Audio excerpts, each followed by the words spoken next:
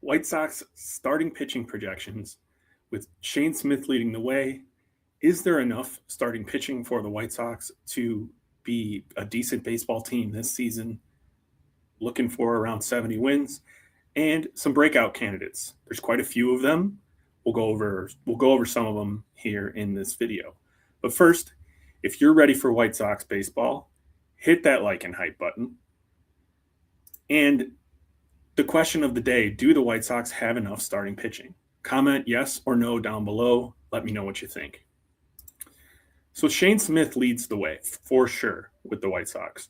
I expect him to be named the opening day starter soon. As manager Will Venable said, they're close to naming an opening day starter. And he was definitely the best and most consistent pitcher last season. Obviously, his first half was exceptional, earning him an all-star game bid. And he fell off a bit in the second half. But overall, far and away the best pitcher on the White Sox staff.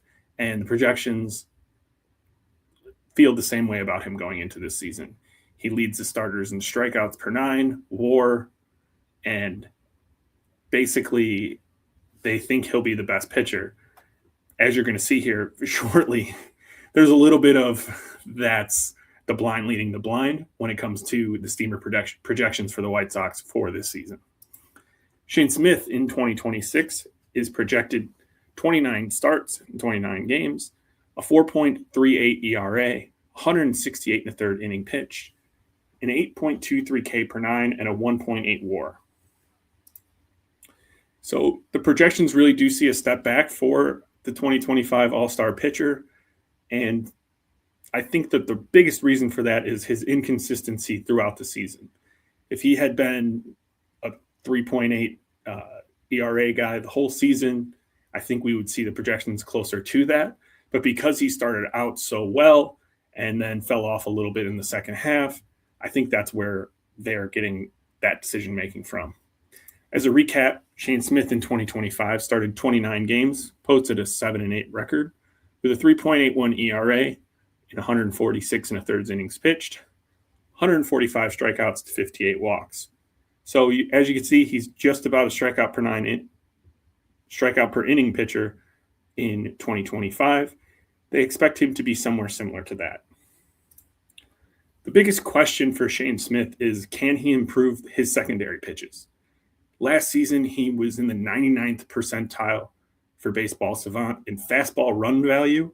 So his fastball played very well. He's got a lot of ride and run on both the four seam and the sinker, but his breaking pitches were in the first percentile. So an elite fastball and a horrifically bad breaking stuff.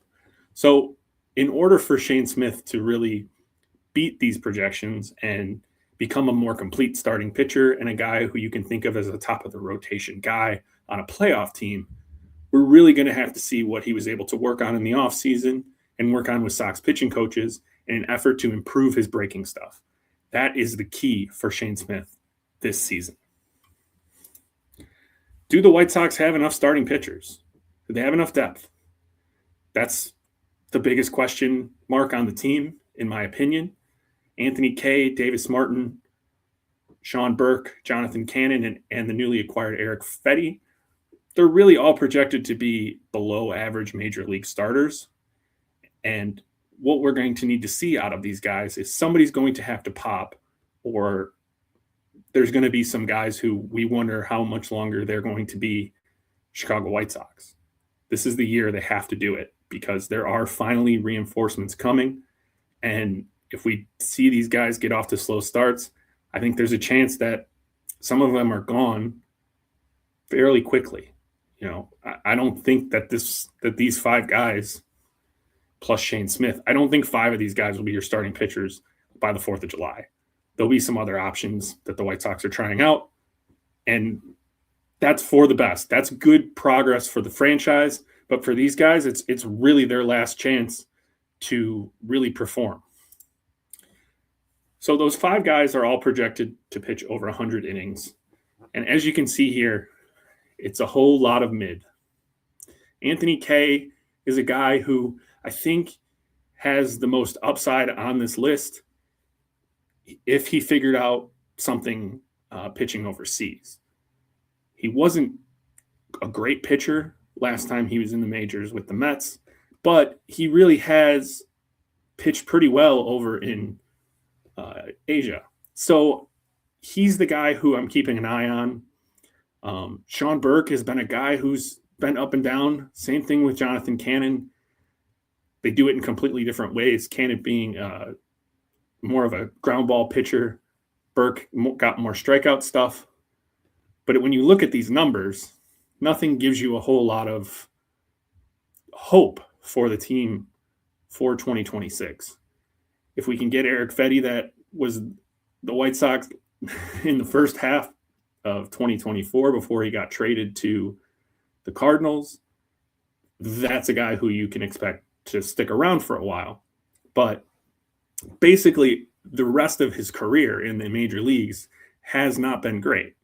Now, he's another guy that the White Sox pulled over from Asia, and, it worked out pretty well in his first stint here.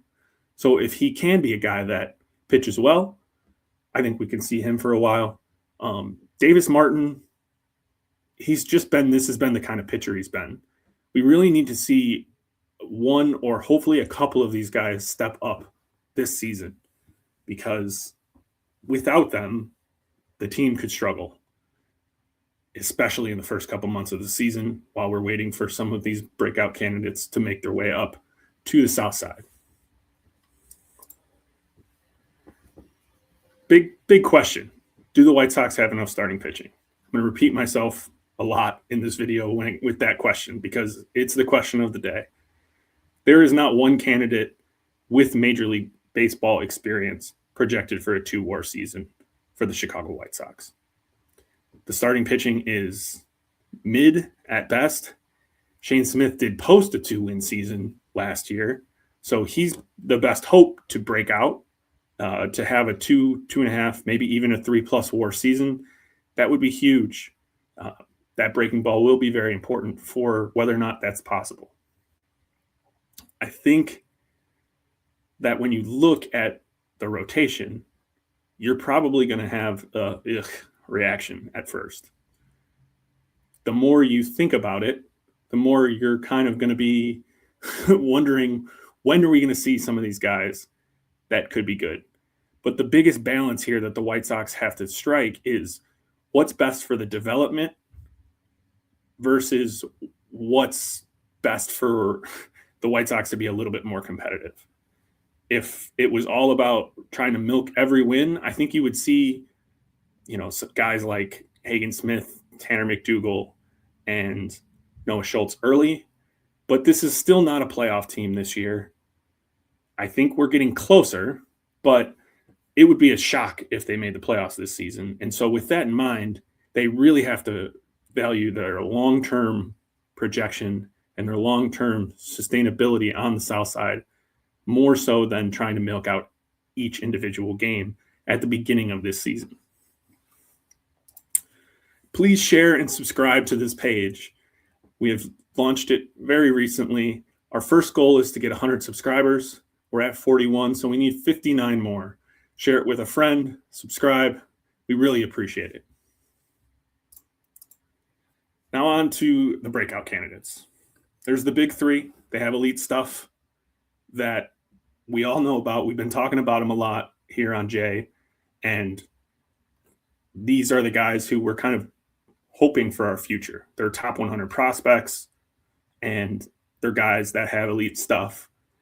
But they haven't put it all together by any stretch so far in their minor league careers. The White Sox have been stepping up their innings, and so this is really the season where we have to see if they can handle a full season's workload in order to be impact starters for the White Sox. Can Shane Murphy translate to the majors? He was fantastic last season across 3 levels, and he's a guy who does not have elite stuff. He's the polar opposite of the big 3 prospects. He's the White Sox 29th ranked prospect by MLB Pipeline, and his numbers were outstanding last season. Murphy's numbers, when you look at this page, are really the thing that are pretty fascinating. He posted the minor league best .887 whip and a 1.66 ERA. over 135 and a third innings. He only struck out 6.9 batters per 9 innings, and is a guy who I think I'm very interested to see if he can play at the majors.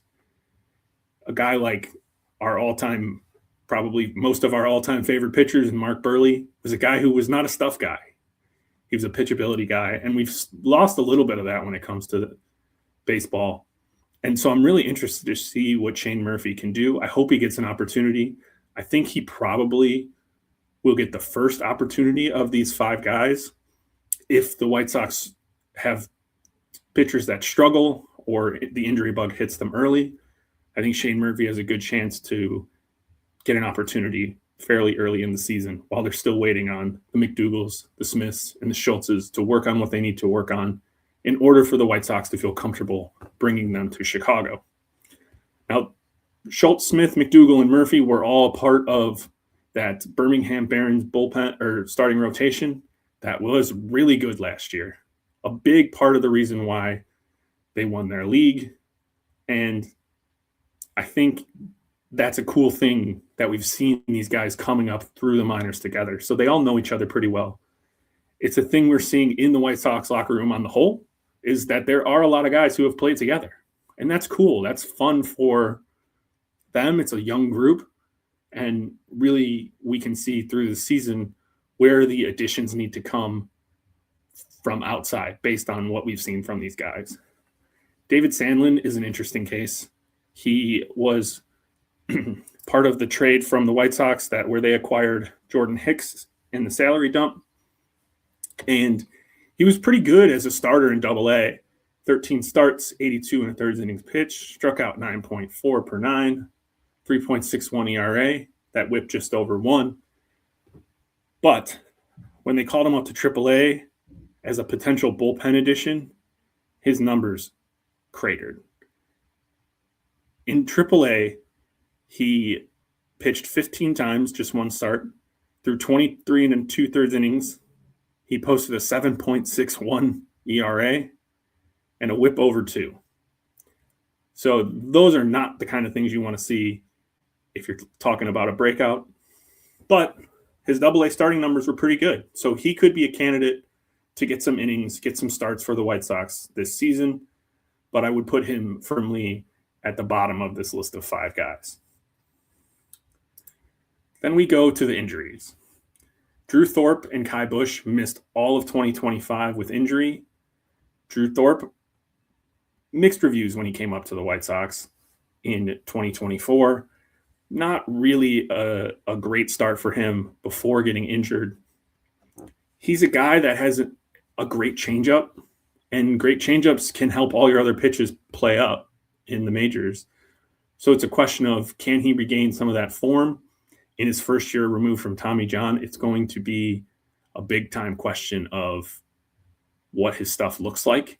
I'm sure they'll ease him back, and he probably will spend most of the year in the minor leagues, if I had to guess, just simply of the fact that they're going to want to be careful with him, and they have a lot of other options of guys that are interesting that they can try. Kai Busch is in a similar situation, except he hasn't been above Double-A. In 2024, he was part of the first of the back-to-back Birmingham Barons championships, and he was really good until he got injured late in that season. Then he also had Tommy John surgery last season. He's a tall lefty, late-round draft pick, doesn't have the same kind of stuff as some of these other guys we've mentioned, more of a pitchability guy, just like Shane Murphy, but a guy I'm interested to watch this season, whether that be in Birmingham, Charlotte, or if he does make his way up to Chicago. Both of these guys are, I would say, more unlikely chances to be part of the White Sox rotation depth this season, but Thorpe certainly has more of a chance than Busch for that, in my opinion. Then there's the Rule 5 guys. I don't know what they're going to do with these two. Jetixon Paez is viewed as a long-term starter. His stuff is pretty good. But he has not pitched above high A. So I don't think they'll probably rely on him to be a starter. Maybe he'll make some spot starts. I think if he makes the roster so that they can keep him, there's a solid chance of that. But I think he would be making the roster as a swing man. a long reliever, a guy who maybe can make a couple starts here and there from minor injuries if they don't want to call someone up. Hopefully he's a guy that they can develop. They view him as a long-term starter and a guy who could be part of the rotation in the future. And then there's Alexander Alberto, another Rule 5 pick this season. So maybe they work out a trade for this guy. I find it hard to believe that they're going to keep both of these two in their bullpen. I think they want the ability to cycle more options, and I don't think they're ready to start. They both have not pitched at AA or above AA. And so I think what we're looking at with these two guys are options for potential spot starts here and there and possibly working out of the bullpen. They'll probably have to make a trade to keep one or maybe both of these guys in order to put one of them into the minor leagues. So there's 9 names for you of breakout candidates. There's a lot of upside with stuff when it comes to Paez, Alberto, McDougal, Smith, and Schultz. There's a couple pitchability guys in there, and there's a couple guys coming back from injury. This all leads to the question of what does the starting pitching look like by the end of the season? I think when we're heading into 2027, we'll have a much better idea of what the starting pitching depth will look like long term.